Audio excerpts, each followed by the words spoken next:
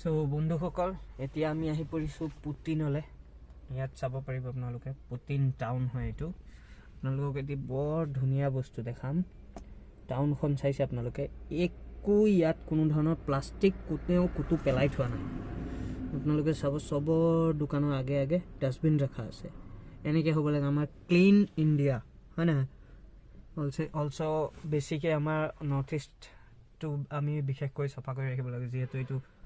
গুটেই আমি অৰণ্য অধ্যুষিত এলেকা বুলি কওঁ হয় না সবৰে দোকানৰ আগে আগে আমাৰ যিকিটা মানে ডাস্টবিন আছে সেইকিটা আমাৰ মিঠু দা আহি গ'ল কিবা লৈ পেলাই আমি এতিয়া খানা বনা খাই হ'ল এতিয়া উলাম আমি ইয়াৰ পৰা now we are moving to পালিং এতিয়া আমাৰ গাড়ী হ'ল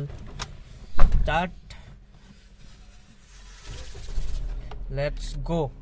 we are ready to go yes let's go